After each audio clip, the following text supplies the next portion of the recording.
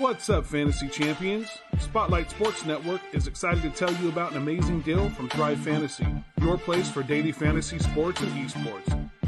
Right now, with promo code SS Network, Thrive Fantasy will match up to $50 of your first deposit. So go to thrivefantasy.com and sign up now with promo code SS Network. That's thrivefantasy.com, promo code SS Network.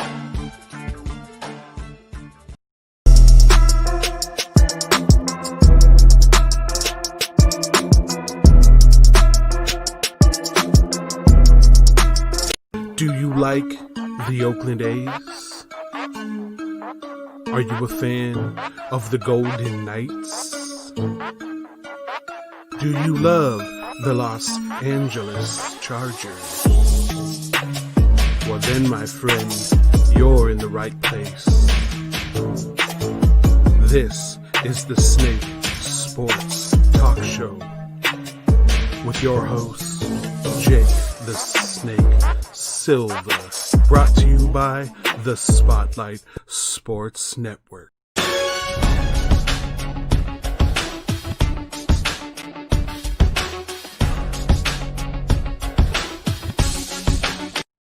Ho, ho, ho! All right, everyone, welcome to another edition of the Snake Sports Talk Show, wherever and however you may be watching and listening tonight. Merry Christmas Eve to all of you guys, wherever you may be. Man, this is going to be a fun night. If it's your first time joining in, I suggest you like, subscribe, and hit the bell button for all latest notifications on future live streams of the show. And also, you can catch us on YouTube Live, Facebook Live, Twitter Periscope, and of course, Twitch for all past episodes, if in case you can't make it here on this beautiful Christmas Eve night. What's going on, Iverson Vlogs? What's going on, Jamar Games? And of course, just being me, as you know, Key is always in the building. Now she's in the Twitter grid. We really do appreciate all of you guys coming on. I hope all of you guys are having a great night. We know it's Christmas Eve. You're all probably getting your last minute shopping in, probably wrapping up gifts, or who knows, you're probably prepping up for a big Christmas Eve dinner or so. Whatever you guys may be doing tonight, be safe, stay healthy, and enjoy the festivities. Enjoy the festivities. And of course, we all have something to say here from all of us at the Spotlight Sports Network. Merry Christmas to all of you guys here tomorrow. We know that it's going to, this year, I've already summed it up in many bits. This year has just been crazy. This year itself has been nothing but crazy. It's been giving us vision. It has been giving us so much of what 2020 has in store. And there were a lot of uncertainties. We know for a fact there was a ton of them. But in the end, we know that there are always bittersweet endings for what a year it has been. For those of you who are enjoying it with your family, enjoying it with friends, maybe some of you all throughout this year, maybe have lost one of your family members, maybe lost one of your really good friends, whoever, whether it's due to this pandemic or whether it's due to other causes. We know it's been tough, but remember that tough times always does make us stronger. And we're all in this together. And from the bottom of my heart, as I gift to all of you guys, I hope all of you guys have a great Christmas tomorrow. I know for a fact I will be. I'm actually going to be hanging out with my family. Going to be making breakfast sandwiches, making them with croissants, pepper jack cheeses, Goudas, all sorts of really good stuff. What's going on, Eckler fan? And then, of course, the sister is going to be bringing over cinnamon rolls. So it's going to be a great Christmas day. There's always something to really just ease our minds, sink us into the moments that we really do appreciate and when we cherish the most. So I hope all of you guys enjoy the great holidays. And by 2021, hopefully it'll be a bounce back year. Hopefully we will rebound, be stronger, and bounce back after all this year. Next year is going to be great for all of us. But I do want to end up starting out with this. So the NBA season's back, right? Hell yes. NBA season is back, baby. So what other way to start out, on a Tuesday night where we had Golden State against Brooklyn? Kevin Durant just looked great. It was great to see Kevin Durant back up on the floor. And the Nets ended up beating the Golden State Warriors 125-99. And then, of course, if you caught my live stream doing live play-by-play reactions of the Clippers and the Lakers, they didn't really care much about, Tuesday night. So there are a lot of storylines. There are a ton of storylines of what this NBA season is going to be. And I think it's going to be a really, really good season. Lots and lots of teams made some huge adjustments. But the one thing right now that has been buzzing around is this James Harden thing. And I'm like, it couldn't happen at the worst time possible for James Harden. It really could not. Instead of practicing and instead of getting prepped up with the rest of the team, he's out and about, he's partying and all this other stuff. And did you all just notice exactly how well-rounded he looked when he got back into camp? Some of those things are the accountabilities. I like James Harden, folks. I do. I think he's one of the most legit scorers in the NBA. But you could be a legit scorer in this league and still not be counted as a number one. You won't. The problem right now with Houston, and we know that this is big for them, this is a huge implosion.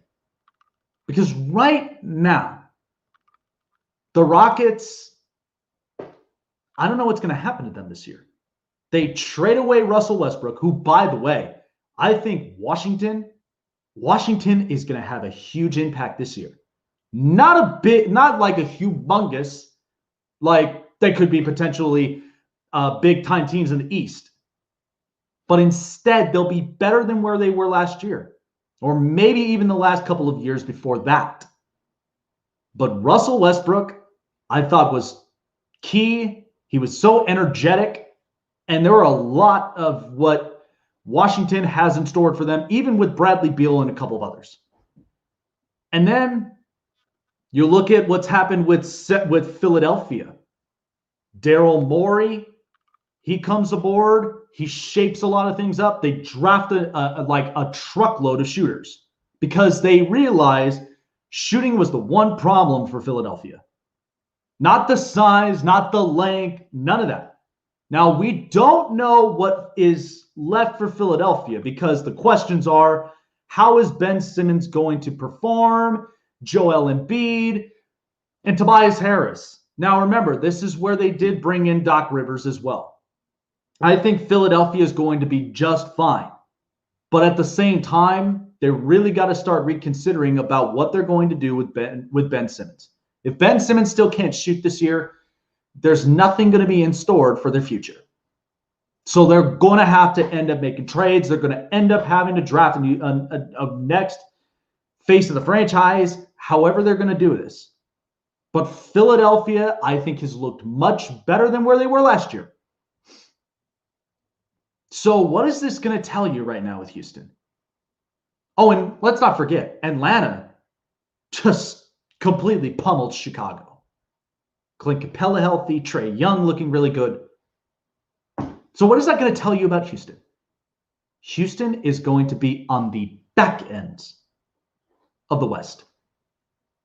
If James Harden, if none of this gets cleared up and he gets traded, Houston will not be the same team. They would never have been the same team. As I've said before, a team that's come away where they were a Chris Paul injury away from beating Golden State in the playoffs. They did not progress. In fact, they regressed. That's the scariest thing that you would look at with a franchise that I thought would be close enough and competitive in the West. Now Westbrook is gone. Morey is gone. And there are a bunch of impactful players. Chris Paul's gone. So there's not much you can really look at right now with Houston. And this is where, in a city where the Texans, you better hope that they have a stronger offensive line for Deshaun Watson. And you better hope he has healthy, capable receivers playing. And that's what's the unfortunate part. Houston Astros, they'll still play competitive, but of course they got a target on their backs. They had it all last season. Who knows what next season's going to bring? And now here we are with Houston Rockets. And who knows? James Harden, I've always seen him as not being a capable leader. Because you don't just go party it out, get it out of your system. Then you come back at some point, and now you're on COVID restrictions. If anything, look at all the teams right now in the NBA. Lots of them are healthy.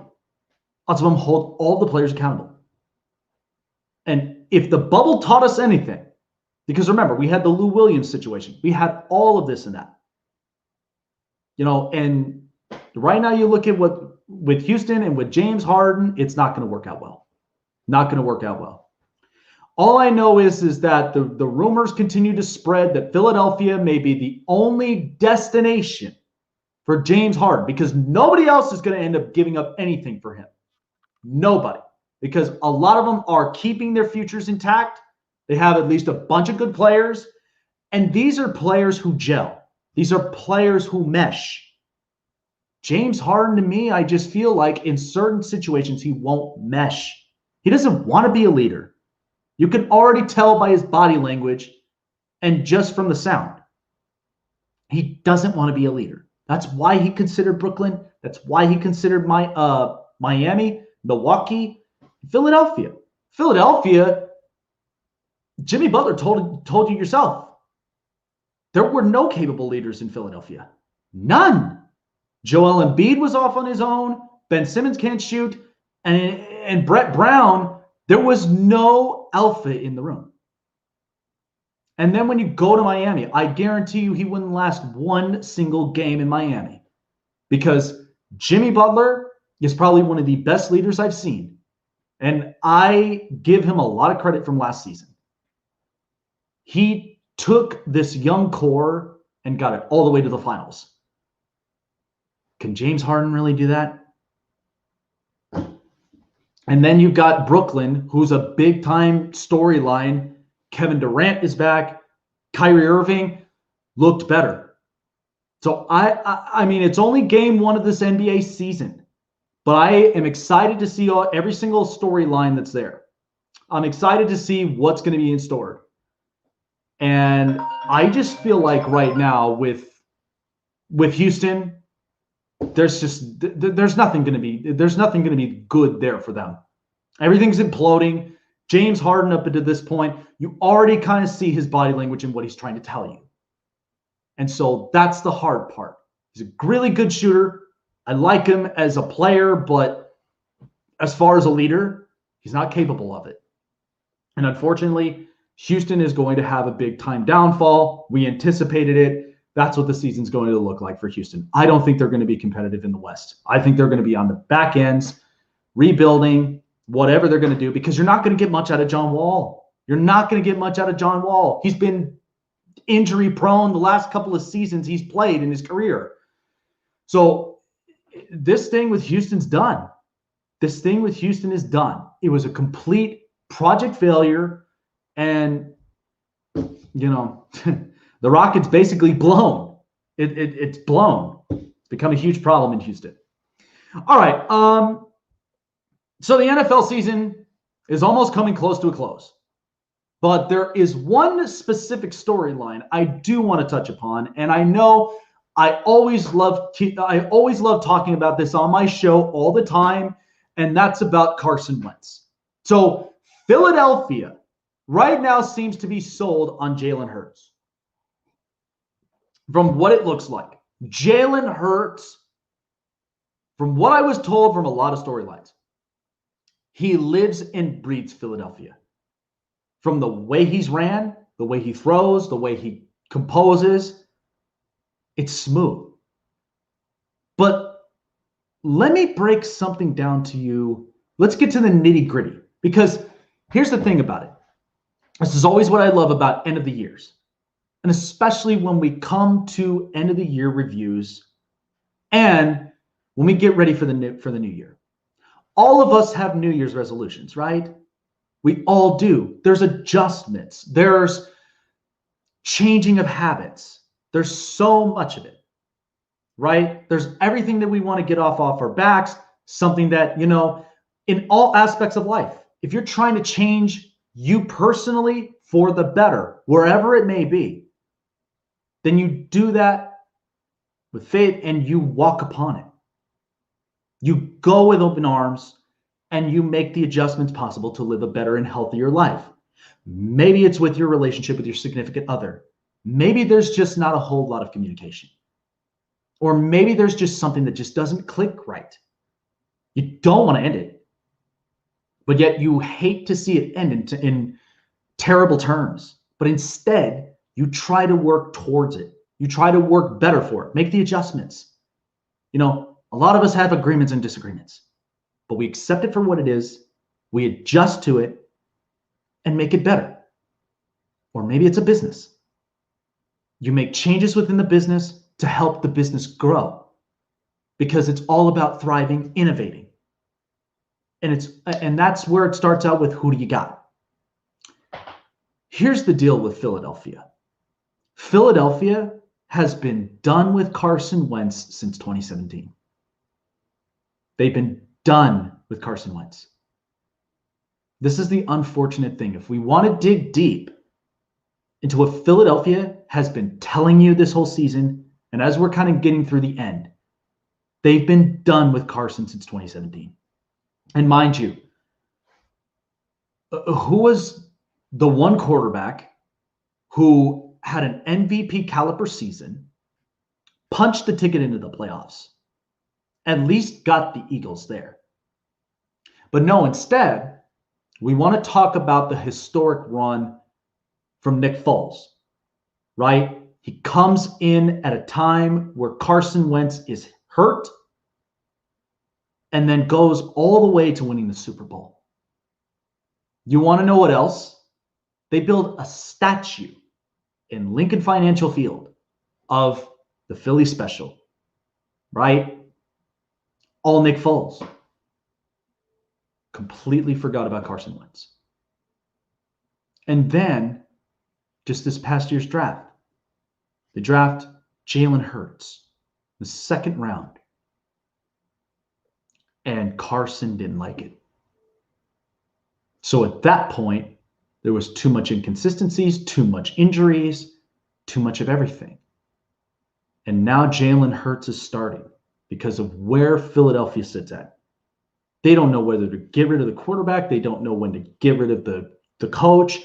I don't know about the general managing position because I do feel like Howie Roseman has had his moments at times. He's had his moments at times. But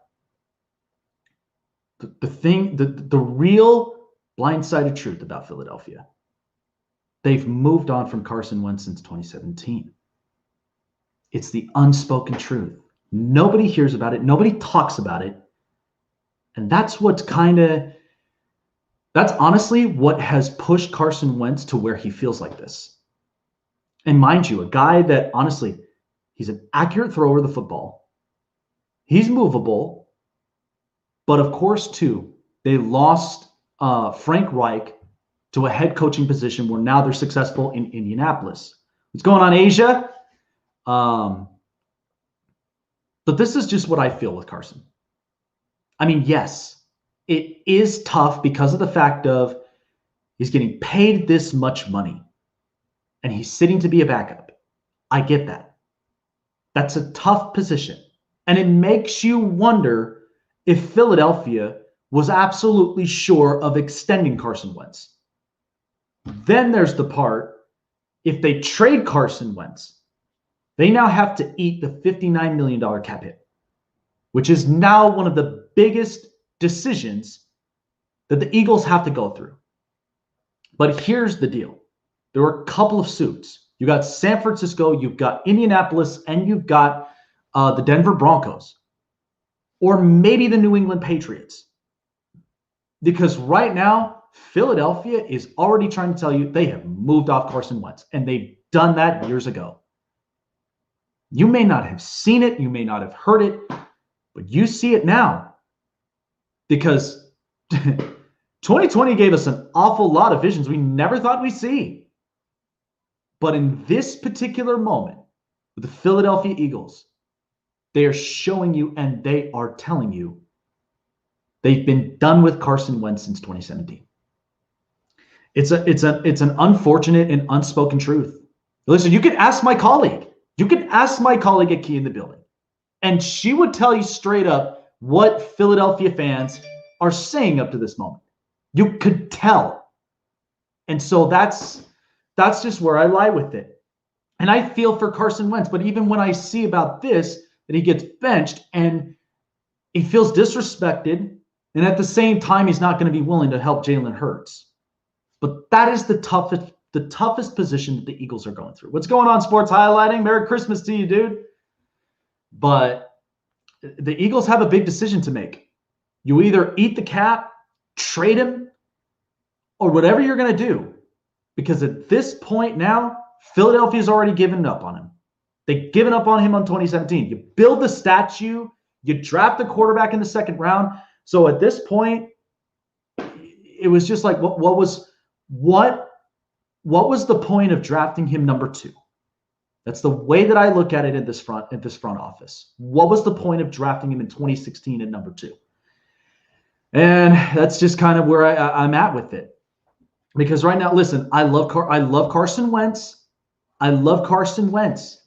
But, I mean, trust me, if it was a business that if you have one of the hardest workers and yet can't get any communication, can't really get the right bodies, at least to help him, and so much more, but yet they bring in this new cat, they want to train him, and they want to make him the position that the hard worker had been working for years.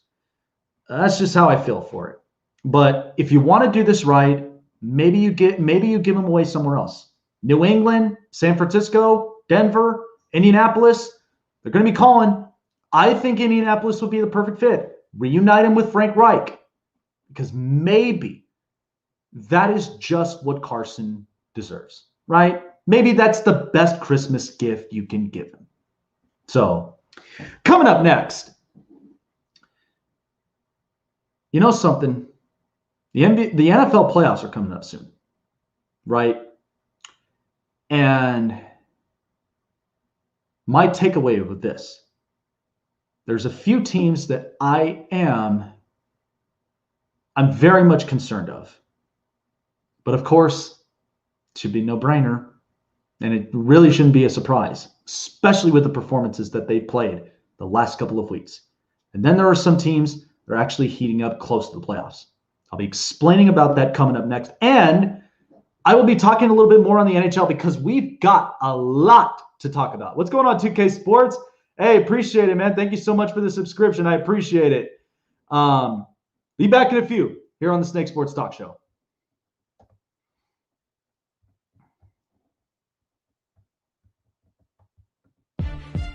What's up, fantasy champions?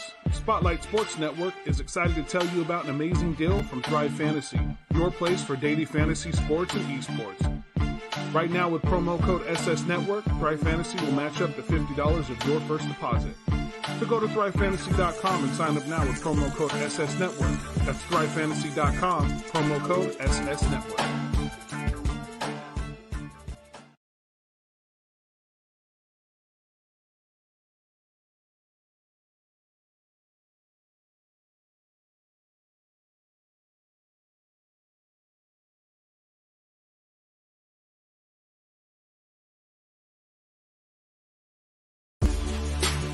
Welcome to the My City, My Game pod show featuring Raider J77, your place for all things Raiders and all things Trailblazers. Brought to you by the Spotlight Sports Network. Make sure you like, subscribe, and hit the bell for notifications. Now let's go.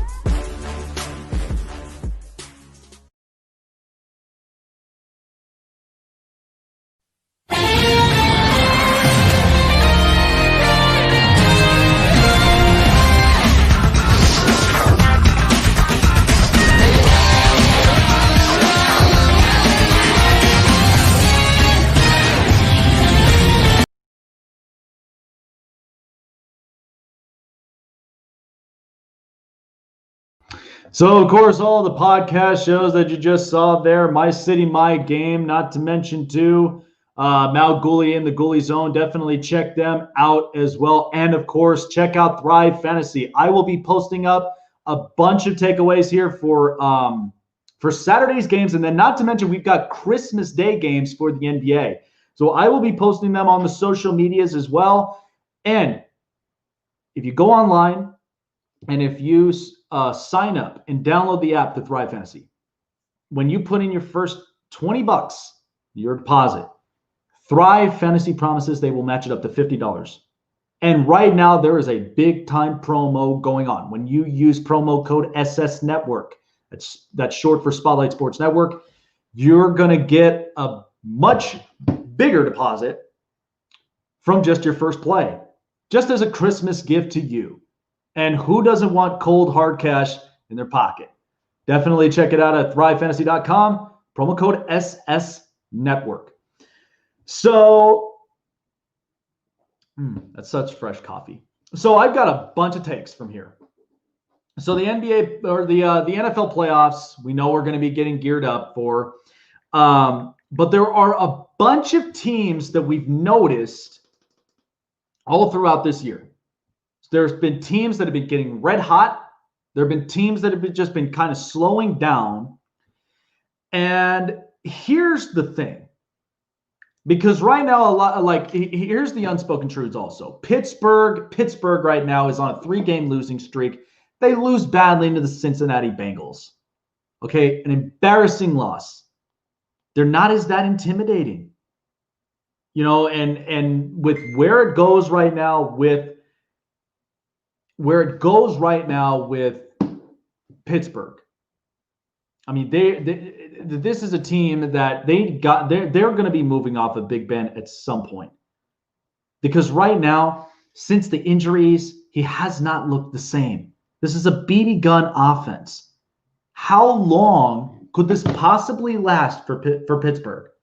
I feel like they need to end up moving off of Ben Roethlisberger because right now, after surgeries and after injuries, if you don't look as healthy or as better in the recovery than where you once were, chances are, you're not going to look the same. You're not going to end up looking the same. And there's my truth with the Pittsburgh Steelers. I just feel like, and here's what's interesting. Next week's game, this next up and coming game, you've got the Colts. The Colts, who are a top-ranked defense, they play physical, and they're riding a hot streak themselves. And this is a team that is very much bound to. This team is very much bound to be a big-time playoff threat. Now, I'm not trying to, hype up too much of the Colts because of the fact of, there are times Phillip Rivers will make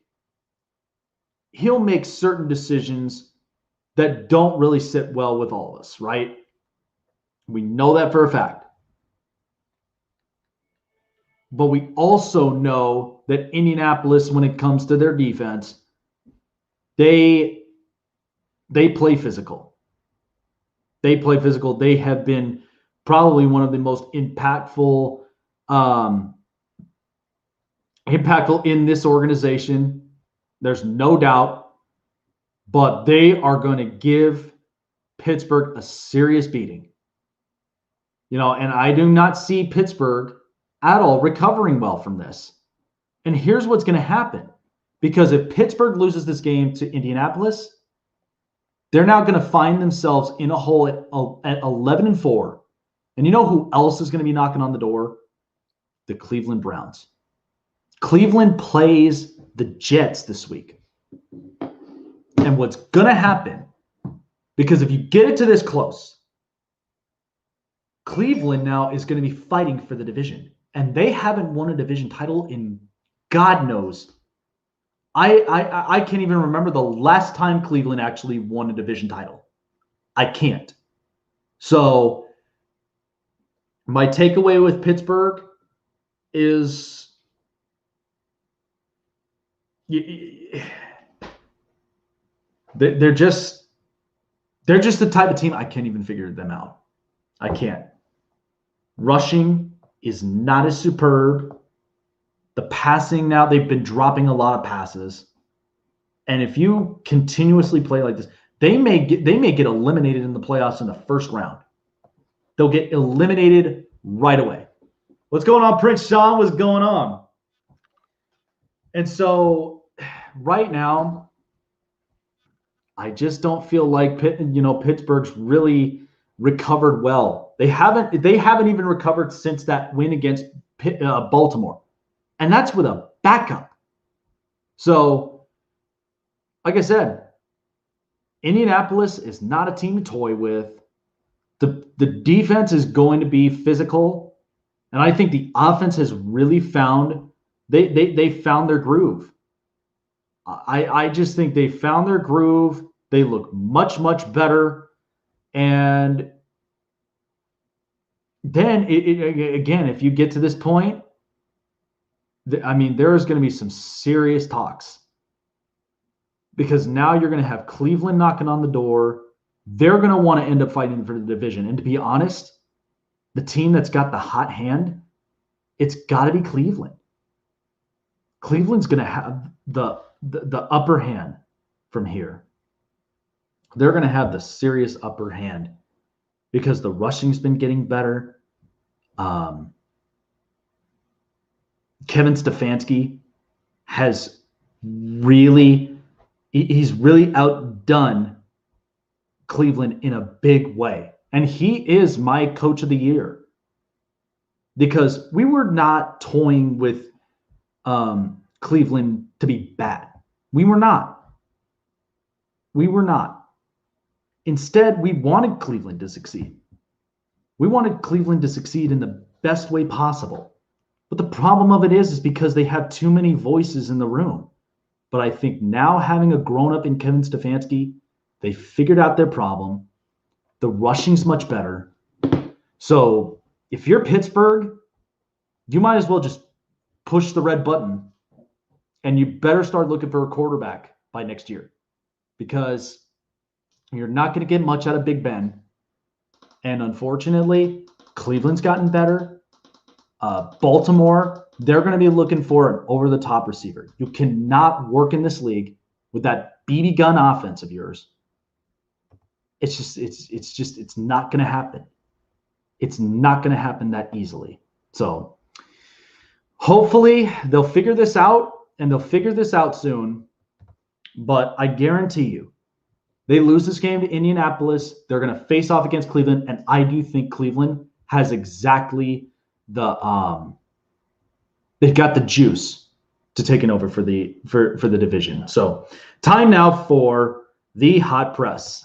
This is the hot press. All right, so we've got a few things here to be looking at from the hot press, but the NHL, from what we're being told, they're expecting Canadian teams to play at home. So there is an adjustment to this year. So there is the West, the East, the Central, and the Canadian division.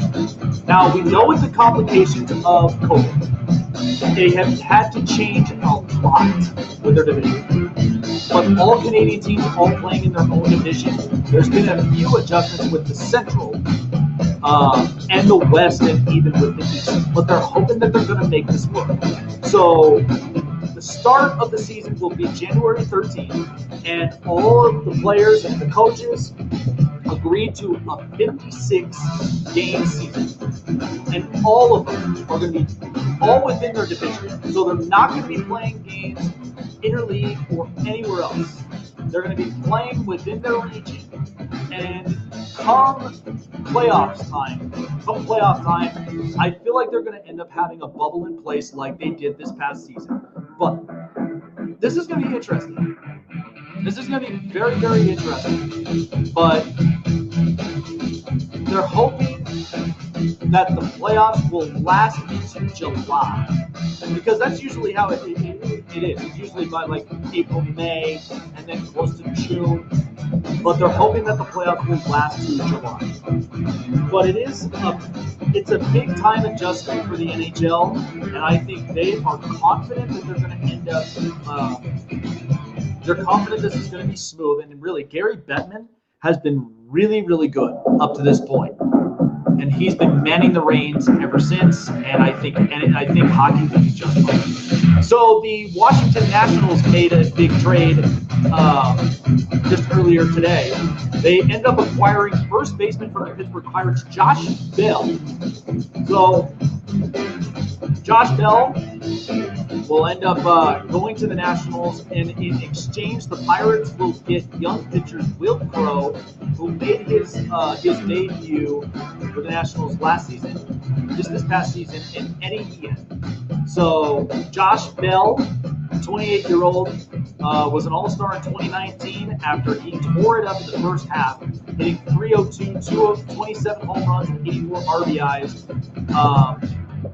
But it's also been past year plus where he ended up hitting .233 with 10 home runs during an injured short second half of 2019. So the Nationals had some power.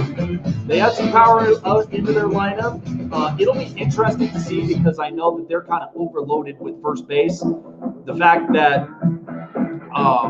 Eric Thames, they still have him locked up on a contract. And then, of course, now bringing in Josh. And it's a young kid as well, 28 years old. There is going to be some value you're going to bring on. And he hits on both sides of the plate, left and right. So this lineup is going to be much better for Washington. Now, of course, they're going to get Trey Turner back. They're going to get a bunch of really good guys back healthy. Now, they did lose Adam Eaton, so they're going to have to fix up the outfield. And they also lost Michael A. Taylor. So there are a bunch of adjustments that need to be made. But I think the Nationals, they're just trying to revamp, and they're trying to, they're just trying to rejuice and re-energize any way that they can.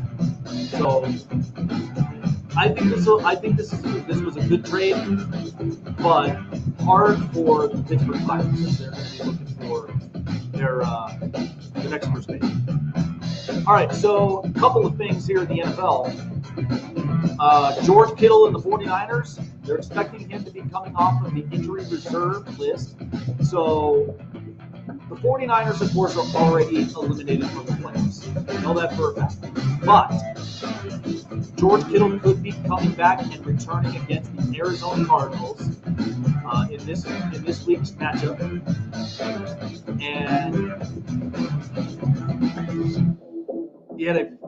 so since the injury, it was back in November 1st. It was a fractured cuboid bone in his right foot, and that was against the Seattle Seahawks. Kyle Shanahan, this is what he ended up saying from here. He looked great this week. Just talked to him. He said he felt good here after practice, so I'm expecting him to go. So the 49ers, of course, hard season for them as they were injury-riddled, 5-9. And there's just been a ton of adjustments to them. But in an unfortunate series of events, the 49ers needed some sort of spark. But getting him back will help him a little bit. But even so, it's not like they're pushing for anything. So at this point, you might as well just finish the season off strong. Know that, this could be the playoff spoilers, because you have the Rams, you have the Cardinals, and then you also got the Seahawks in the division. So if that's the case, 2 games left. San Francisco, they're going to be going all in or all out, however that they choose to go about it. But I have a feeling there's just going to be some playoff spoilers. All right, so that's going to do it for the Hot Press. This is the Hot Press.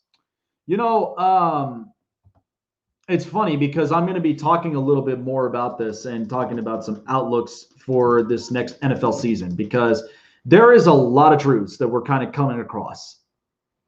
And so I'm going to be explaining about that later.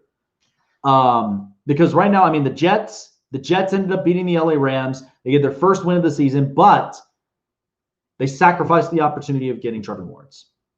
And so I'm going to be explaining what should be now the next moves coming into the next season and even going into the draft. Also, I will have my top 5 winners and losers by the end of the hour. That's all coming up next.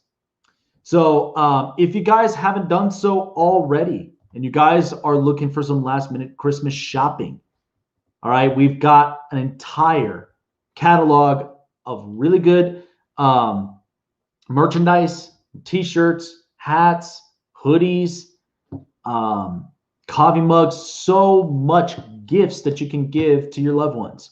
Go on to the spotlightsportsgear.com and check out all of the merchandises from there. Great stuff. We're going to have a bunch of promos coming up soon, but definitely check it out. If you guys are looking for last minute Christmas shopping and you guys don't even know which gifts to get, definitely check out the spotlightsportsgear.com.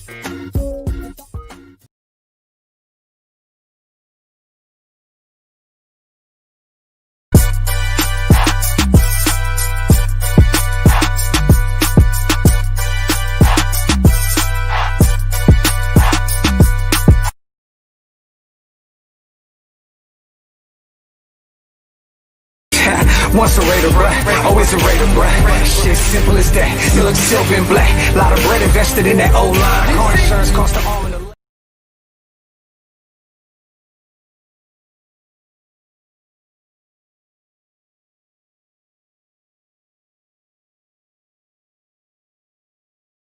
Hey, I'm Fireman Ed, and you're watching Gangrene David.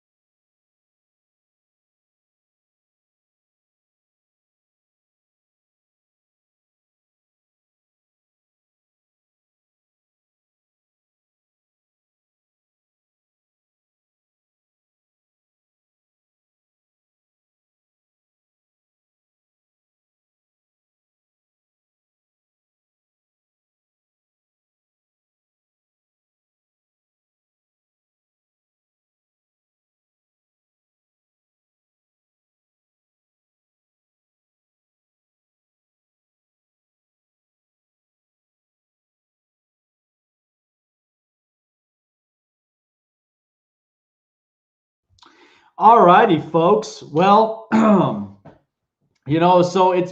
man, what an interesting week that it has definitely been. Now, we're not just done yet. We're not just done yet. We're only getting started. So like I said, I've had a bunch of thoughts all throughout this season. So let me break this down real fast before we end up getting into the top 5 winners and losers. So the NFL draft, it's been shaping up very, very quickly. It's been shaping up very quickly, and it's been it's been crazy. It's been shifting all over.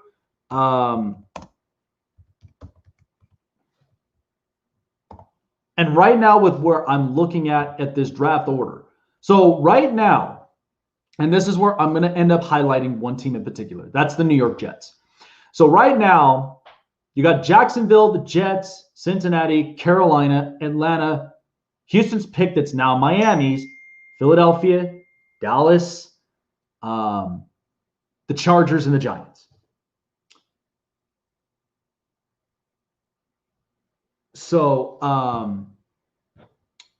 So here's what's interesting right now about the Jets. Because lots of things again, I understand with certain Jets fans right now what they're feeling. And I do have a colleague of mine who is diehard on the Jets, has great content, Gang Green David. You can definitely check him out, like, subscribe, hit the bell button, and check out all of his content. But the way I look at the Jets, after beating the LA Rams, yes, they got the win. They're no longer winless. But the problem now is they're tied right there with Jacksonville with that number 1 overall pick. And of course, it's the heaviest because it's the Trevor Lawrence pick. And after that win, now there's only 2 games left, and they're going to be fighting for it. Now, the Jets, they're playing the Cleveland Browns, and I do feel like they're going to end up steamrolling them. I do feel like Cleveland is going to steamroll the Jets. And depending on who Jacksonville plays, it's probably going to be the same thing. But this is what's tough for Jets fans. Once they ended up winning the game, they not only just won, but they also lost. They won the game because they're no longer winless. They finally get something there. But here's the bad news. You lost the opportunity of getting Trevor Lawrence. But also on top of it, you lost the opportunity of getting a really good head coach that's going to reshape this organization. And it's tough. It's a tough position. And this is where I think the Jets, if you really want to play this right, I was talking to a colleague of mine off the air yesterday, and I started saying about this. I was just like, I don't know what the Jets now could possibly do. But then this is where I kind of figured this, because 2 options were going to be made available. This was option 1. You were either going to lose out the rest of the season, get Trevor Lawrence, get that number 1 overall pick, and you'll also get the big-time head coach, because we know how transformative of a talent that Trevor Lawrence is. It's no question. But here's the other thing. Having Trevor Lawrence there, I mean, it's going to boost up Denzel Mims. It's going to boost up a bunch of offensive weapons, and they're probably going to end up addressing it more on the draft, right? And they need to end up inquiring of getting better offensive linemen, especially building around Mekhi Becton. There are a bunch of pieces that the Jets can put together. But at least Trevor Lawrence is your focal point. The coaching staff, it's going to be brand spanking new. And they're going to end up reshaping this organization. Or option 2, this is where they sit at right now. Because a lot of talks are about what do they do with Sam Darnold. Because I have been a guy that if you want to do this right, let Sam Darnold go, let him test, and you inquire draft picks for him. But now they're kind of stuck in a jam, because if they don't end up getting the number 1 overall pick, they're going to try to settle for Justin Fields. Let me just pump the brakes here. Justin Fields is a really good kid. Okay, and I have said a lot of good things about him. But the last couple of games in Ohio State, they've been shaky to me. And this is the part of Ohio State and and Justin Fields that I kind of have concerns about coming into the NFL. Because now, I mean, Justin Fields is a good kid, but I feel like he needs to have better coaching staff around him. And the Jets don't have that. They don't have that. In order for this kid to really succeed in the NFL, you've got to have the right coaching staff.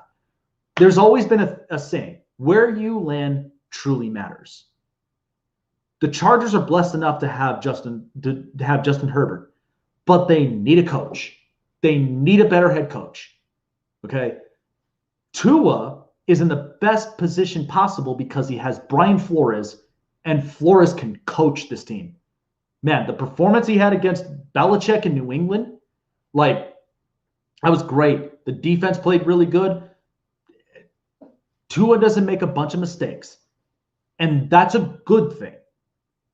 But that's where you look at the coaching staff, and the coaching staff is strong. That's why Tua is able to succeed. So if Justin Fields had that type of coaching staff, that's where I feel like he's going to succeed. So if you want to do this right in option 2 for the Jets, you hold on to Sam Darnold. Okay, you hold on to Sam Darnold. And on that number 2 pick, you trade it. Trade it to get more picks. And here's the trade suitors I would think of. The Raiders, I feel like part of it would be Baltimore or maybe even Pittsburgh or a couple of other teams that would be wanting that number 2 pick badly, because at least it gets them up into the draft order. And at the same time, they can fix their needs. Pittsburgh, I believe, is going to need a quarterback. Baltimore, I feel like, is going to need an over-the-top receiver. And then you have the Raiders. The Raiders, for whatever reason, doesn't seem to be sold on Derek Carr. And I've been hearing this over and over and over again. And I've been talking to my really good colleague. I've been talking about this for a while.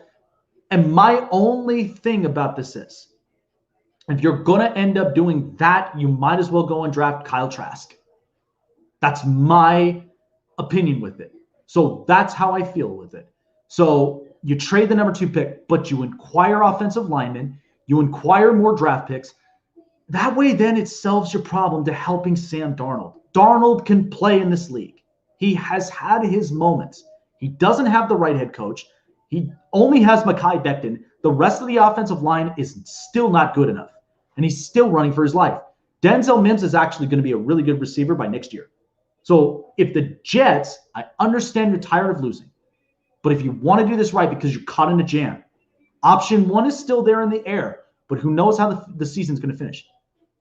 But if I'm the Jets and I'm Joe Douglas, I would strongly be considering option 2. I really would. Alrighty, folks. So it's that time again where I end up ranking up my top 5 teams in the NFL, where they're winners or losers. And this is all based upon what I have seen, not just only from performances, but also from what I just kind of see from the outlook. So let's start with the top 5 winners in the NFL.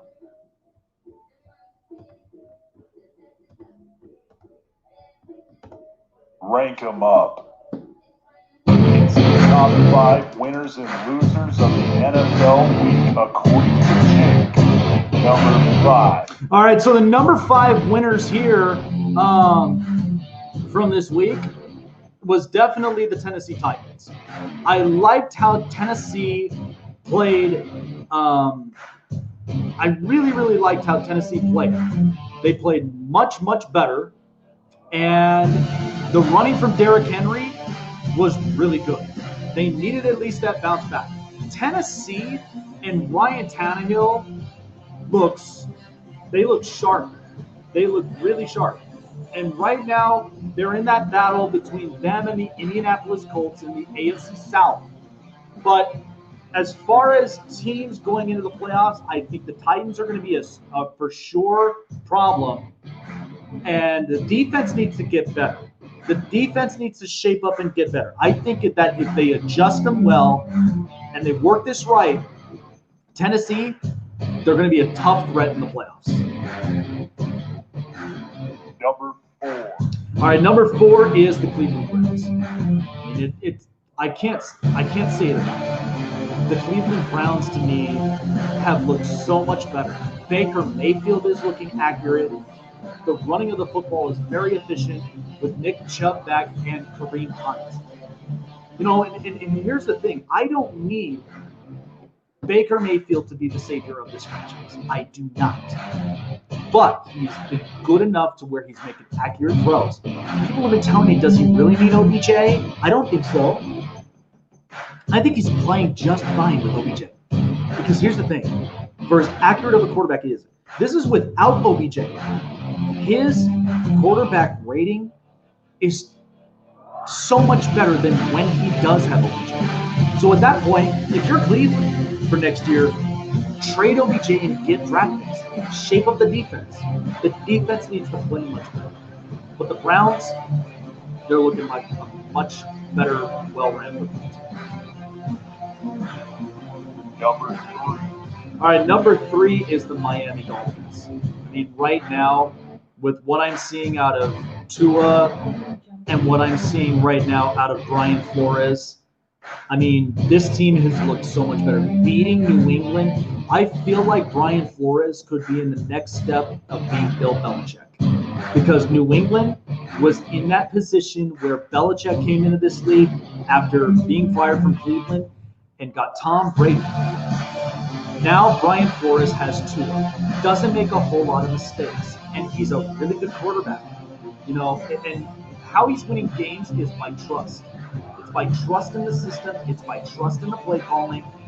That's how Miami's getting it done. And the defense, he has the best defense behind him. And that's where I feel like Tua is going to be. He's Drew Brees. He looks like Drew Brees. Doesn't make a ton of mistakes, makes accurate throws. And the longer, I think the longer this relationship lasts, I think Miami's in the right direction. Number 2. All right, number 2 is definitely the Buffalo Bills. God, they absolutely pummeled the Denver Broncos. And this was in Denver. And that's where I'm just like, I look at the Bills. The Bills look like such a complete team. They really, really do. And the more I watch Josh Allen and his throws and Stephon Diggs at the same time, this is a really, really well-ran football team. Sean McDermott doesn't get enough credit as it is. Brian Dable doesn't even get enough credit as it is as an offense coordinator. This Bills team, again, I feel like could be Super Bowl bound. Do not mistake me. I feel like the Bills are going to be mistake bound. That's where I feel like they are going to be Super Bowl bound. I think that this team, I don't see any holes. Jermaine Edmonds, Davis White. This is unbelievable. Number 1. All right, so just for the fun of it, I've got the Jacksonville Jaguars. Now, it's not because of the performance that they put on. This is even better. Okay? Jacksonville is number 1 thanks to the New York Jets. Because the Jets winning the game, Jacksonville's now number 1 in the draft order. And you know what they're going to use it on. Remember, folks, we felt like the Knicks were going to get the number 1 overall. They didn't. And instead, New Orleans ended up getting Zion Williamson. And that was a big-time heartbreaker. Is it always a New York thing? Because they always seem to just not learn how to win, but at the same time don't know how to lose either. So this was a win for the Jags because they're going to end up utilizing that pick for Trevor Lawrence. And I'm not sure what they're going to do with Doug Marone. I don't know what they're going to do with Doug Marone. But I do feel like that they may move off of him. But only time will tell. But as of today, Jacksonville, they're the winners. They're the number 1 winners. And it's only just because of the fact that not the performance, but where they stand in the draft. So these are my winners. I got the Titans, the Browns, the Dolphins, the Bills, and the Jaguars as my winners. Now let's go to the losers. Number 5. All right, my number 5 losers this week is the Kansas City Chiefs. Why are we playing games that close? Why are we playing games that close? And not to mention, too, here's another thing I have to put up for Kansas City. Because the red zone offense still does not look good. And that scares me. I mean, that should have never been that close against New Orleans. Drew Brees didn't look good. He had a lot of complications since coming out of injury. The defense was still managing to go into the game, but New Orleans did not look great. They did not look great in that game. Well, why, Kansas City? Is it going closer and closer every week? I just feel like with Kansas City's fall, because the closer you are in these games, mind you, you got next week's match, you got this next up and coming matchup, and then you got the Chargers to finish up the year. I don't know. Folks. When it comes to playoffs, I mean, you've got to stay strong. That's how it works. Now, if they're trying to be a team that's winning all of these close games for a record, I don't know. I really don't know. But the Chiefs right now, they're at number 5 as my losers this week. Number 4. All right, number 4 is the LA Rams. I mean, the most embarrassing thing is you lost to a winless team, the Jets. But here's the thing. Right now, Jared Goff, as I said before, if he's not comfortable, doesn't play. But the other thing that scares me is that there are some inconsistencies in Jared Goff's game. They're not going to bench Jared Goff. It's not going to happen. But you've got to tighten it up. You've got to get better at the offensive distribution. Because the defense is playing really good. But if the offense is not moving, you have Robert Woods and Cooper Kupp, Greg Reynolds, Tyler Higbee. How does that happen? But the Rams, they're at number 4. I feel like by that next week, this next game, they're going to bounce back. They got Seattle, and I do feel like they are going to play pissed off. Because you should not be losing to a weakness team. In my opinion, that's going to be fuel of fire, and that's going to be juice for the Rams. Number 3. All right, number 3 is the Las Vegas Raiders.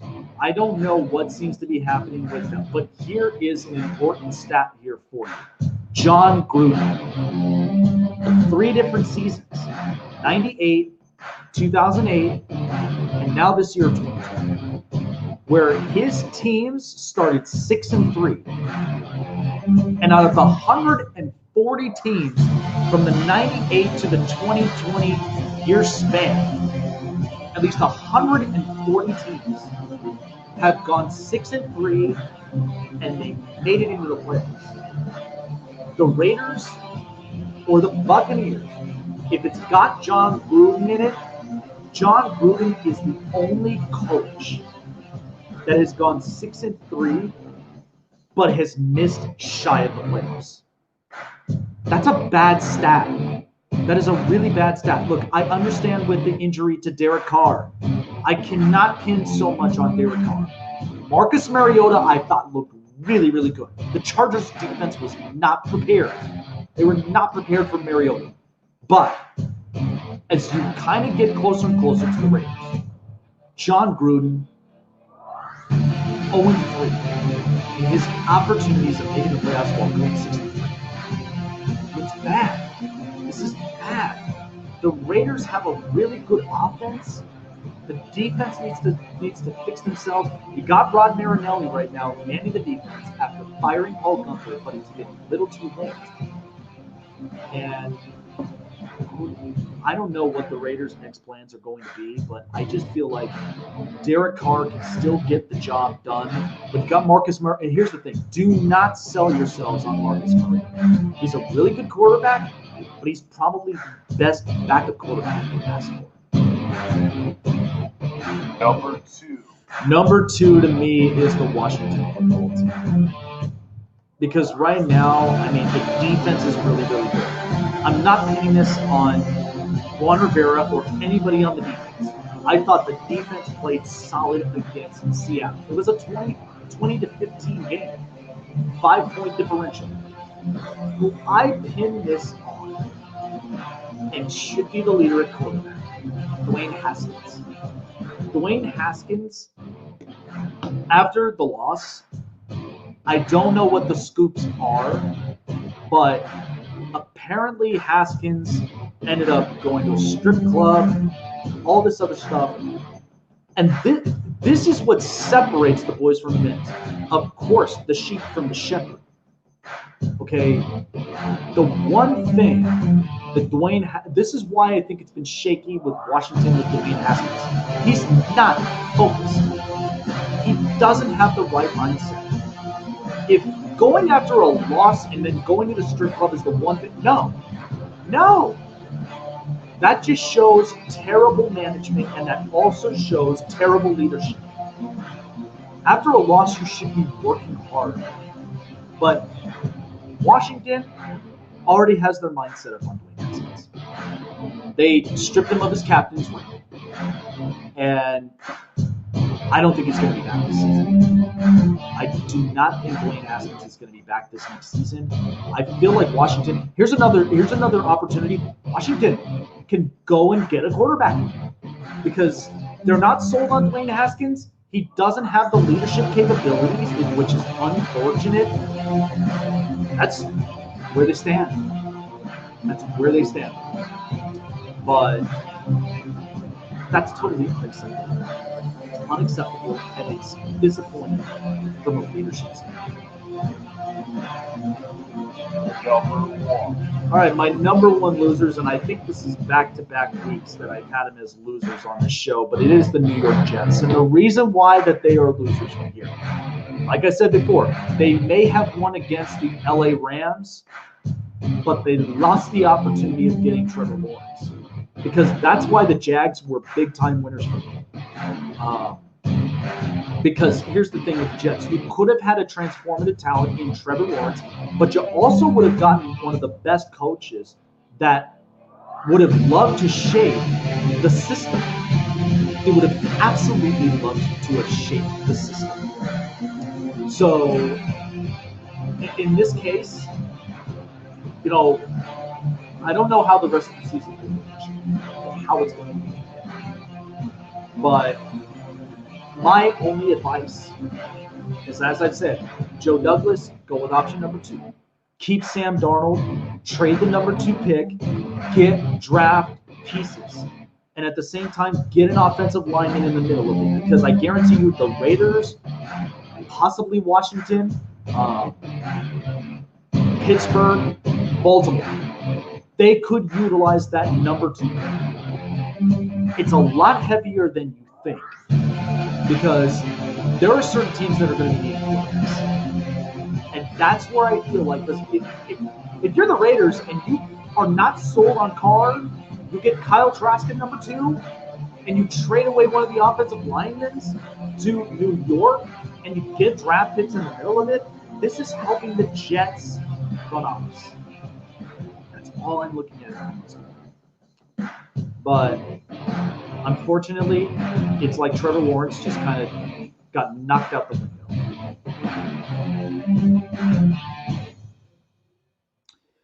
So that's my top 5 winners and losers from here. So my winners, again, number 5 was the Titans, number 4 the Browns, number 3 the Dolphins, the Bills at number 2, and the Jags at number 1 as my winners. And my losers is the number 5 the Chiefs, number 4 the Rams, the Raiders at 3, Washington at 2, and the Jets at 1. I think this seems fair. I think this really seems fair to me. But as I'm looking at it, I mean, this is, like I said, the Jets, had they not won that game against the Rams, they would have had the opportunity of getting Trevor Lawrence a transformative talent. I really, really think they would have.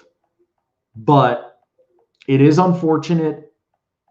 And I just don't think that, toward the rest of this thing, I mean, who knows? Here's why it's a benefit for Jacksonville. Jacksonville actually has some pretty good receivers. Don't get discouraged by it. They do have some good receivers. DJ Chark, Keelan Cole, I think could be much better than where he is right now. But I mean, this is why I've always told people, like, if you're gonna lose, then you'll lose in the best way possible, because think about it, you're going to get transformative talent. You're going to get transformative talent in the middle of it. But unfortunately, when it comes to the Jets, it's not only just learning how to win, but it's learning how to lose too. And unfortunately, I don't even think the Jets right now learned both those things. I mean, think about it. This is why that I mentioned about the Knicks. The Knicks, they thought they would have had a chance they really thought they would have had a chance at Zion Williamson. And Zion is a transformative talent. And that's where the Knicks now are in a position where, I mean, you kiss that one right out the door. And that's the unfortunate part, but who knows? But I'm going to be back here shortly, but I'm also, since the show ain't going to be over just yet, because I do have my prime predictions, doing my prime predictions here tonight, and that'll be for Friday, Saturday, Sunday, and let me see. Do we have Monday? You have 4 different days of football. Friday, Saturday, Sunday, Monday. 4 straight days of football. That's going to be interesting. That's going to be coming up here on the Snake Sports Talk Show. So do not go anywhere, folks. Be right back. Going to discuss a little bit more on the NHL as well, and discuss a little bit more on the NFL. And I will also have my prime predictions. So it's going to be a lot of fun. Stay tuned.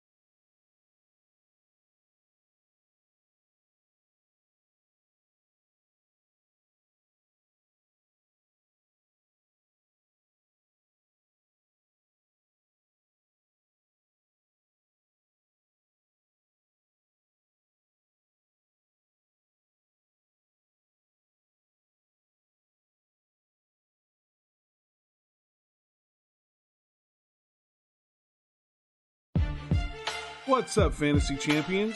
Spotlight Sports Network is excited to tell you about an amazing deal from Thrive Fantasy, your place for daily fantasy sports and esports.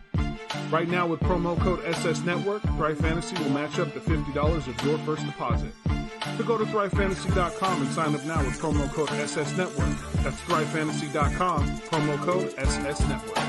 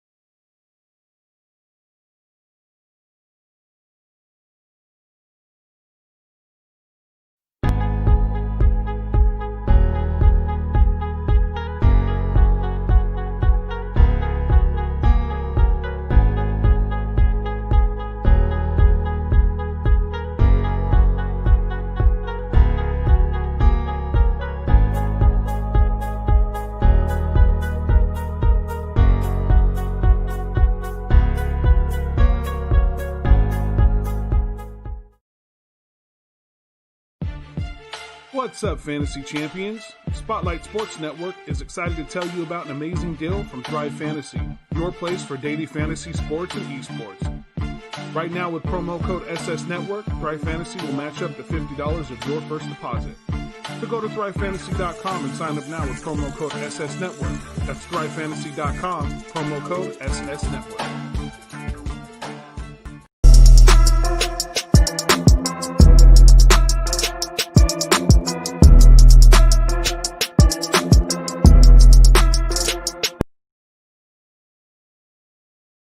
Do you like the Oakland A's? Are you a fan of the Golden Knights? Do you love the Los Angeles Chargers? Well then, my friend, you're in the right place. This is the Snake Sports Talk Show with your host, Jake the Snake Silva, brought to you by the Spotlight Sports Network.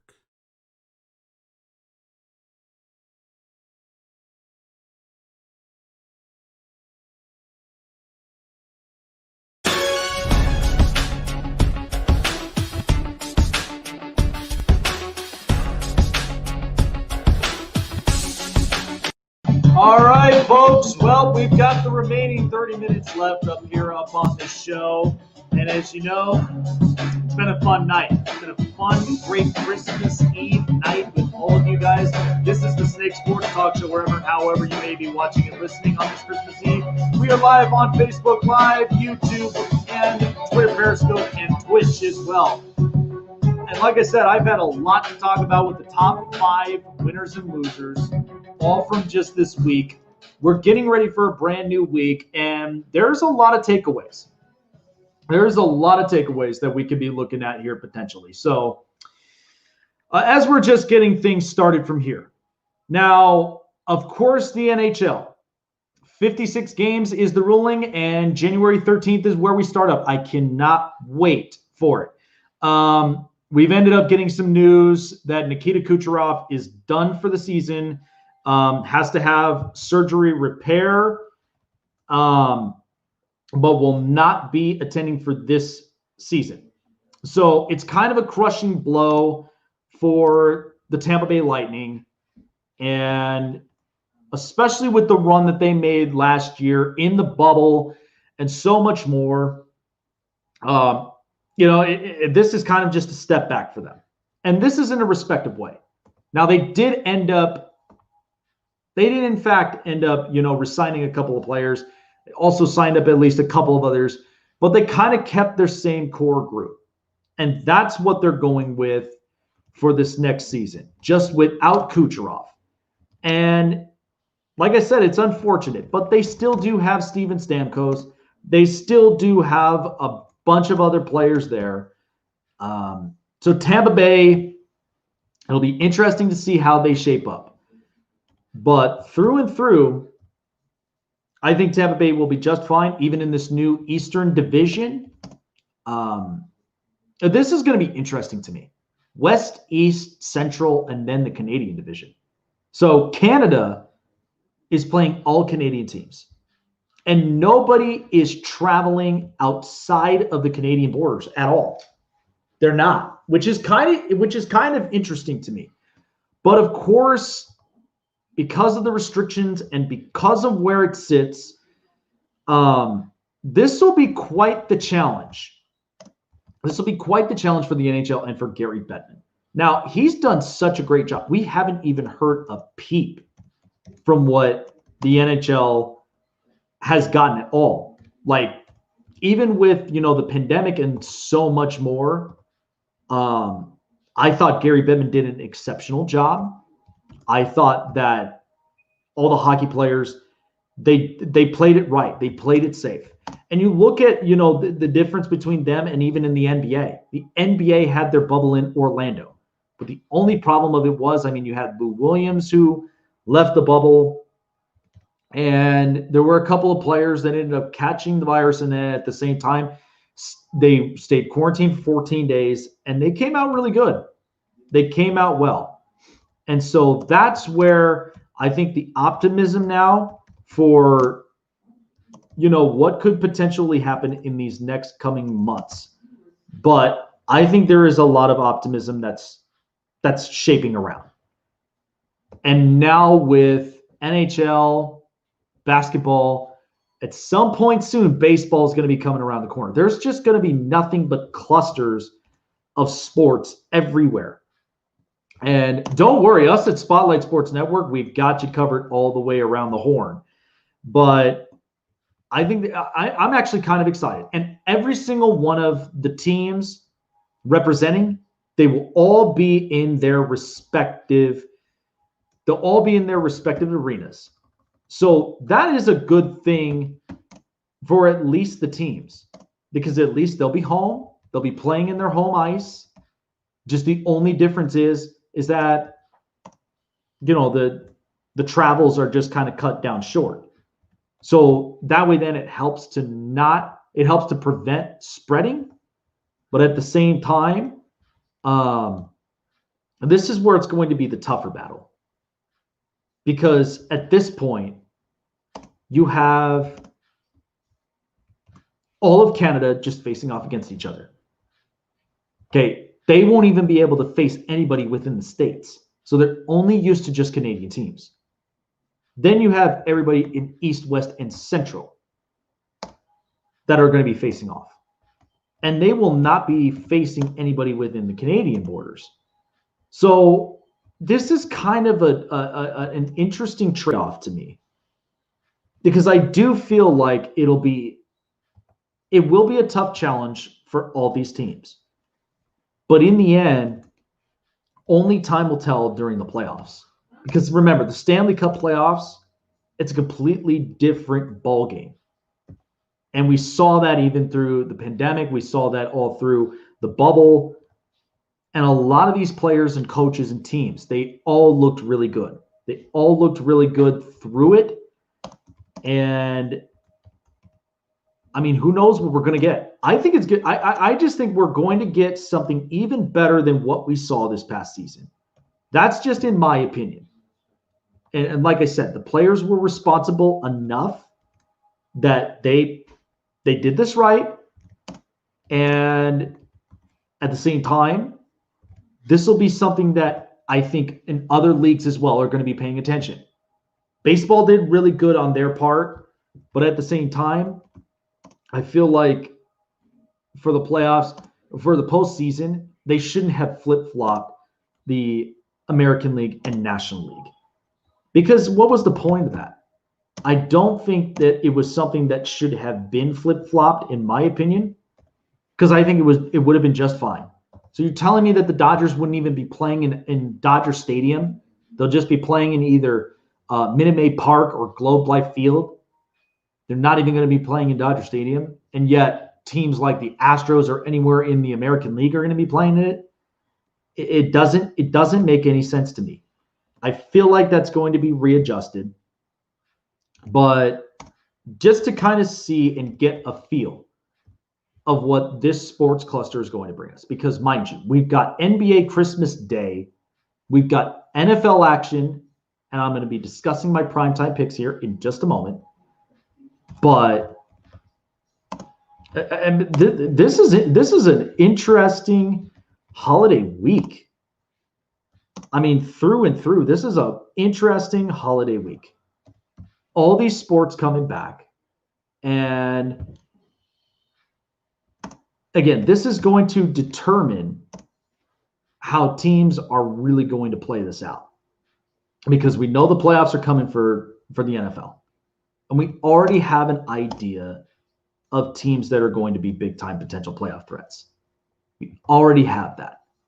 So, I'm kind of, like I said, I'm kind of interested to see how this is going to really play out. And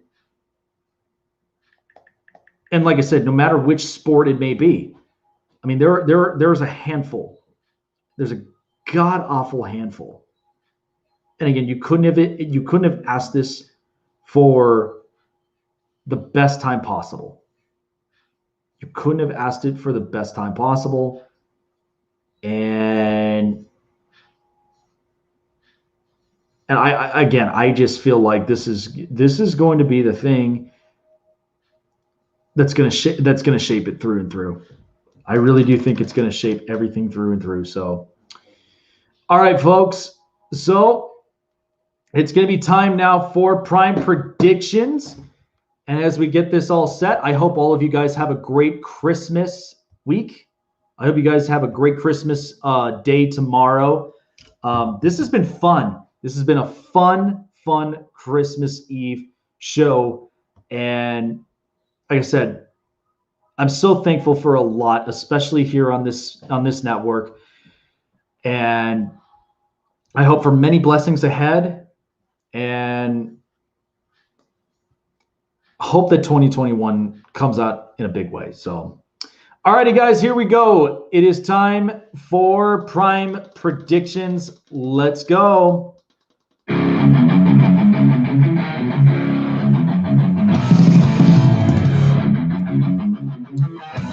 All right, so we've got Christmas Day action between the Minnesota Vikings and the New Orleans Saints. I'm going with the Saints here in this one at -7. Listen, the Saints defense played real good against Kansas City. Kansas City, for whatever reason, they didn't look like themselves. And again, it's getting closer and closer with these damn scores. But Drew Brees didn't look himself.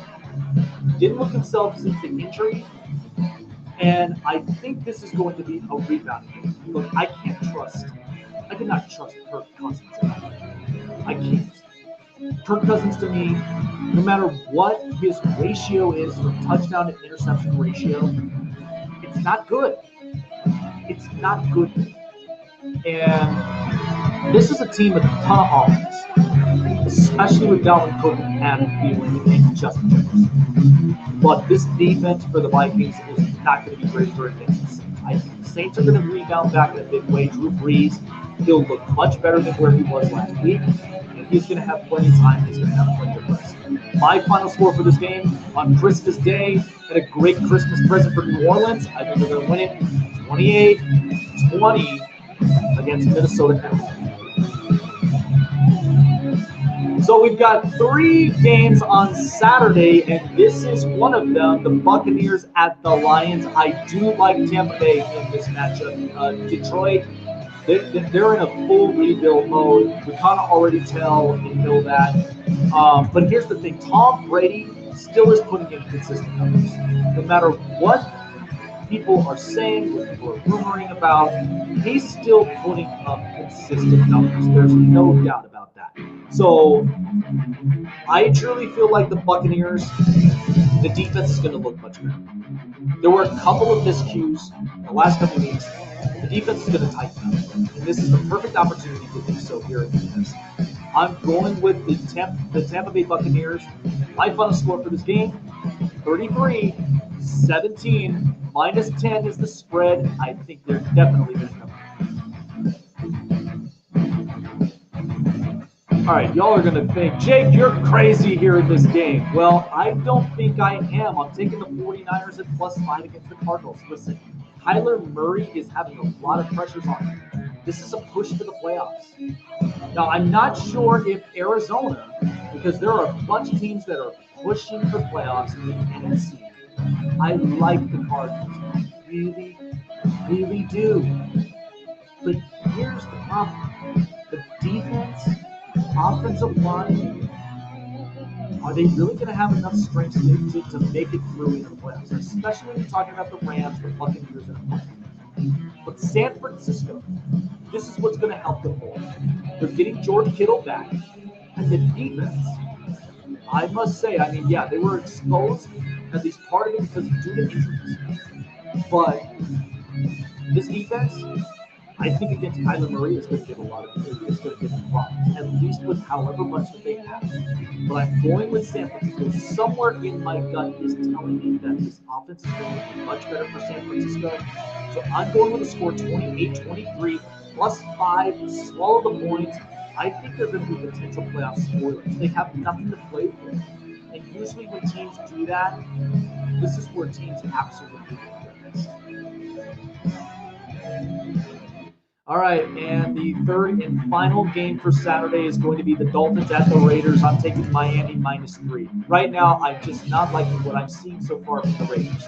The Raiders lost 2 big-time games, and they are right now shook up. They don't look well. After that loss against Kansas City, second time, like, they don't look like themselves. It looked like all the energy was just sucked out of them. But as I've said before, John Gruden, since starting 6-3, 3 different seasons, has missed the playoffs. But Miami is looking great right now. They hit a big fish in New England last week. And Brian Flores, I think, is the next up-and-coming Bill Belichick. The way he's controlled the defense, the way he's managed chaos, and the way he's adjusted to Tua. I mean, Tua barely makes any mistakes. And I think this is going to be the perfect prime example as to why I think Miami is going to be interesting in the playoffs. I'm going with Miami on the road. And I'm going to take a 28-24 win in Vegas. Miami's going to walk away with this one. I think we're going to be ready for the playoffs. All right, so this is a kind of a no-brainer game, and luckily this is a hall pass for the Kansas City Chiefs, but I'm going with the Chiefs at -2.5. I mean, looking at it, should I say more about Atlanta? They've been coughing up wins all season long. Atlanta just does not have juice. They're in potential rebuild mode, I think. But Kansas City, last week they played super close. Now you're playing against a team that's been coughing up wins. So Kansas City, this is a perfect opportunity for them to fix that red zone offense. It's the perfect opportunity to do so. Because if I'm still seeing close games, even with this game, I'm telling you, Kansas City fans, I don't know how I'm going to feel about this, but -10.5, I better hope that they cover the spread. But I'm going with Kansas City Chiefs 33-20 at home in the Kingdom. Because remember, next week they got the Chargers. That's the last game of the season. If this does not look well this week, buckle up, Kansas City fans, because this is not going to be an enjoyable ride. So I'm taking the Cleveland Browns as they've got the hot hand here in this one against the New York Jets. So the Jets, we know they won the game against the LA Rams. They're not going to end up winning this game. The Browns have something now to play for because Pittsburgh got upset by Cincinnati last week, and they are moving closer and closer into the division title. So this could mean a big way for Baker Mayfield. But again, this is another one of Baker's tests. Because if they win this game, and Pittsburgh loses against Indianapolis, which that will be the next game, Cleveland now is going to be red hot. They're going to use that momentum to their advantage.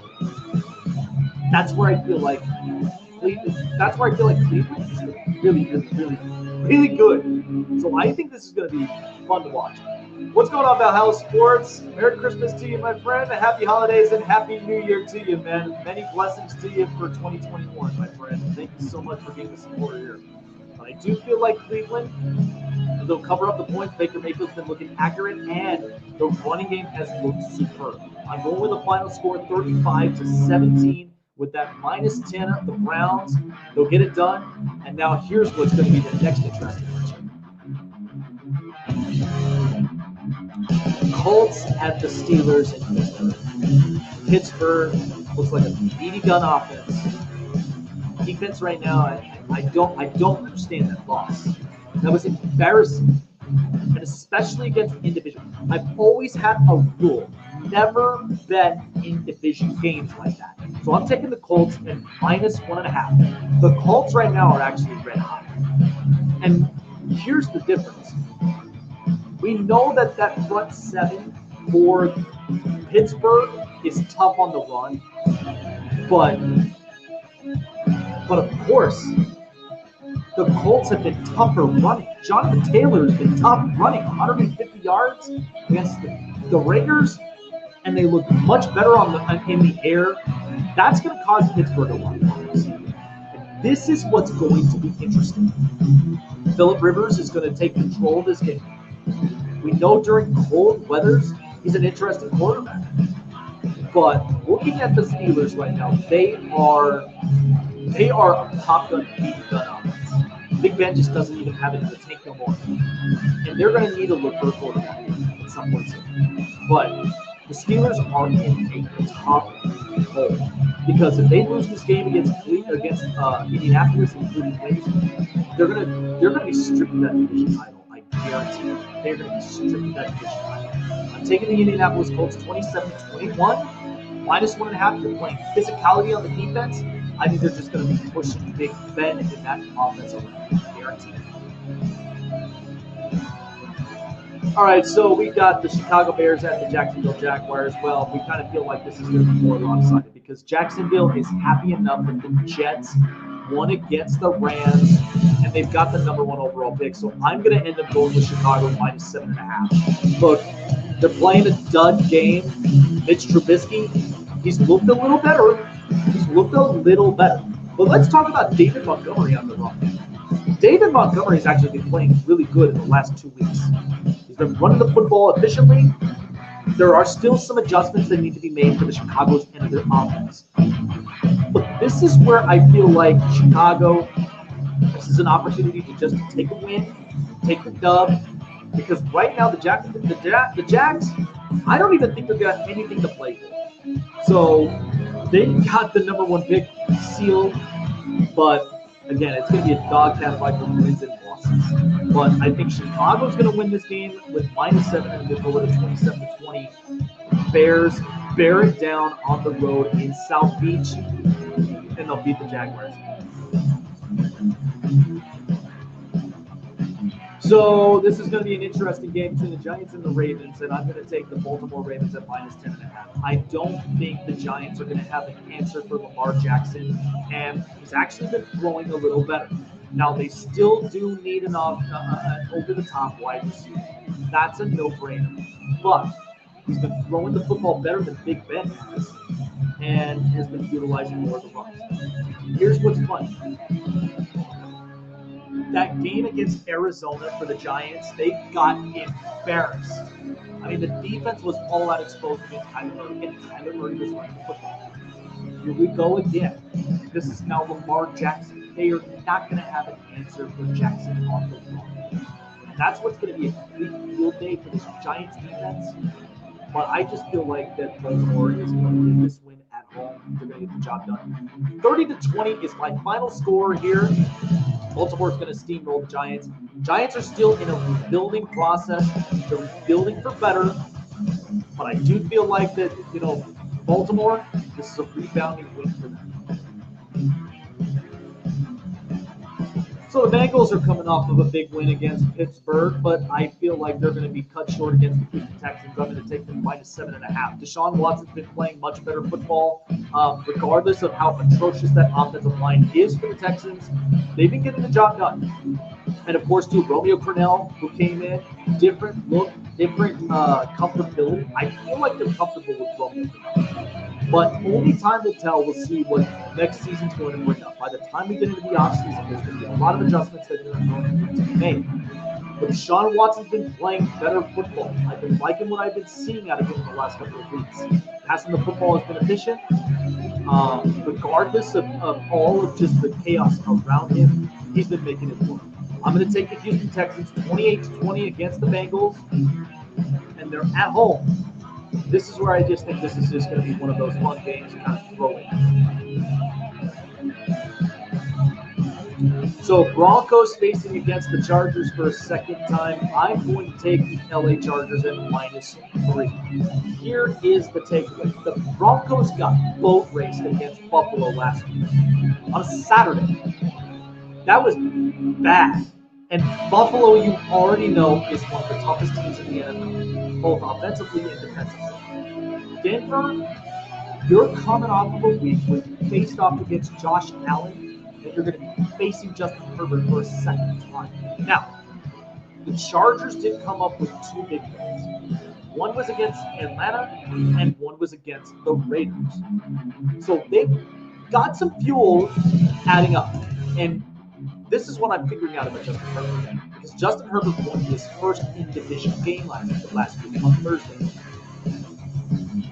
Maybe there's a sparking trend. I don't know yet. But if Justin Herbert wins back-to-back AFC division games, they may figure him out one week, but they might not have an answer for him the next time. So I'm going to take the Chargers at home in SoFi. 28-23 is my final score. Chargers will end up taking command because I just feel like Denver right now, and here's the other thing, they're going to be without Bradley Chubb. They're not going to have a pass rush. So that means it's going to be a field day for Justin.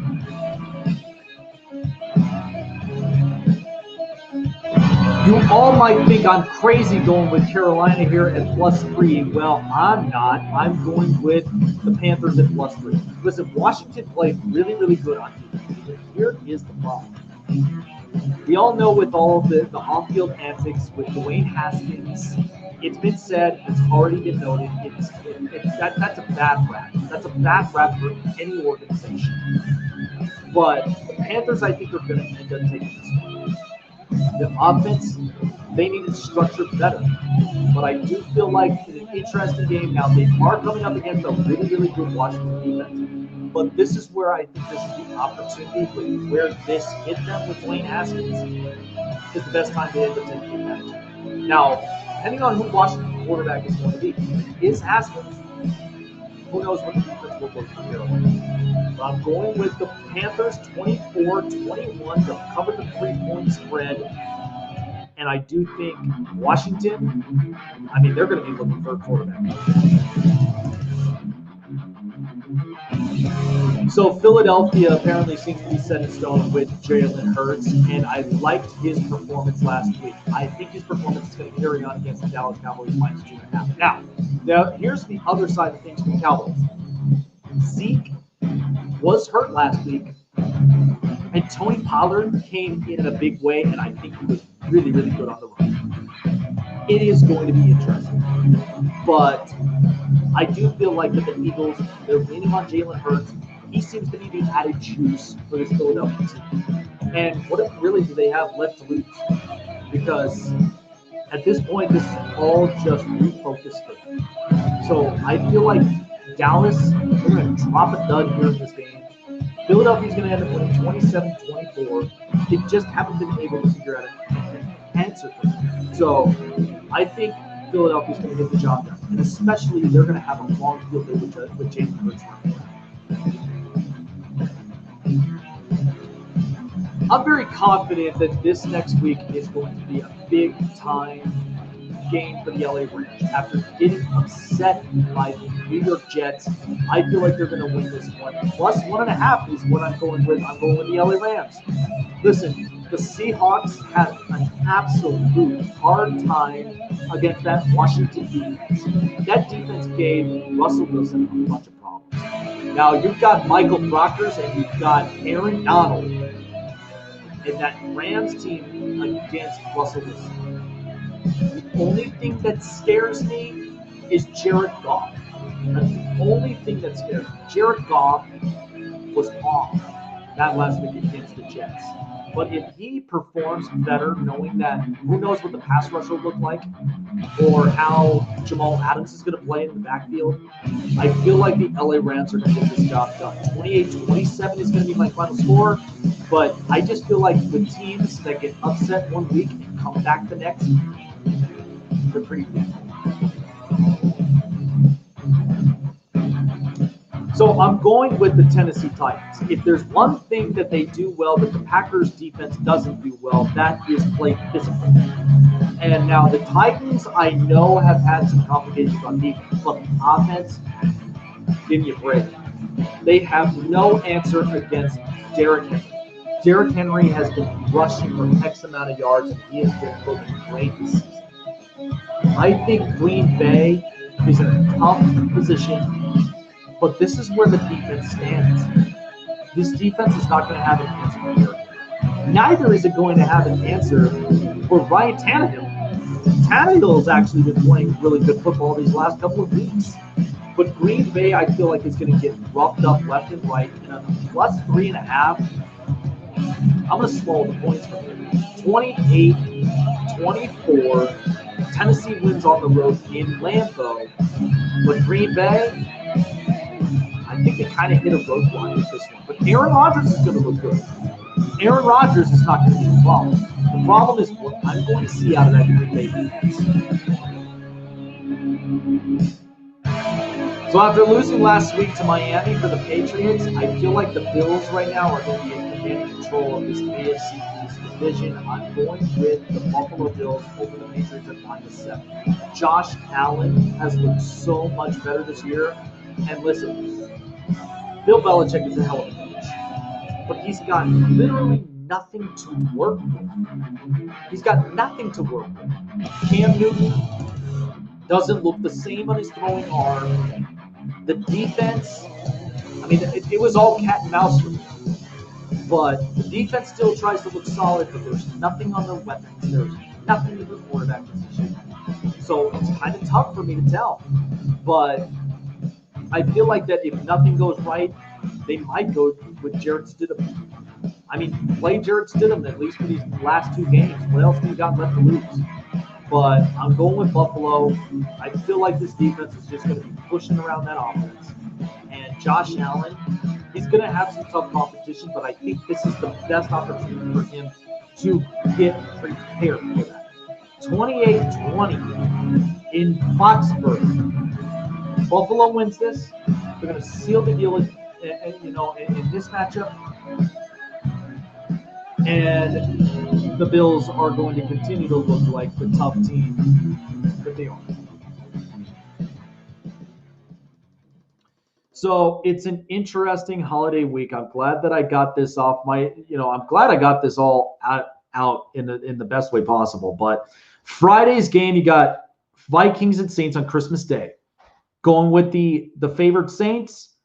On Saturday, I'm going with the favored Bucks, the underdog Niners, and the favored Dolphins. And then Sunday, you've got the favored Chiefs, favored Browns, favored Colts, favored Bears, favored Ravens, favored Texans, favored Chargers, underdog Carolina, favored Eagles, underdog Rams, because I do think they're going to bounce back in a big way after getting embarrassed. And then the underdog Titans on Sunday night. I mean, they're not going to have an answer for Derrick Henry at all. Anybody that thinks that, I don't think they're going to have an answer. And then finally, on Monday night, the favored Buffalo Bills. It's the way that I'm looking at it, and I think this is going to be a very interesting week. But hey, it's going to be a great week. Friday, Saturday, Sunday, Monday, full of football. You could not ask for anything better at all. But, well, guys, that is going to do it for me on this Christmas Eve edition of the Snake Sports Talk Show. And like myself and from all of us here at the Spotlight Sports Network, Merry Christmas to all of you guys. I hope you guys have a great Christmas morning tomorrow. And we will see you guys back here on Saturday as we get ready for more and more. Actually, we'll be seeing you guys up on Monday. Going to be taking the time off on Saturday, but I will be back for Sunday's morning show on the Spotlight Sports Network. You know how we got to do it. We got to end up taking our picks. We got to end up having some fun, because by the time 2021 comes around, we're going to be kicking things off in high grade. So Merry Christmas to every single one of you guys, wherever you may be. Have a great holiday. Have a great New Year as well for next week. And like, subscribe, hit the bell button for all latest notifications on all episodes. I hope you guys have a great holiday. Take care of each other. Be safe. And enjoy it. These are the moments that we enjoy and cherish the most. So have a great night, guys. Take care.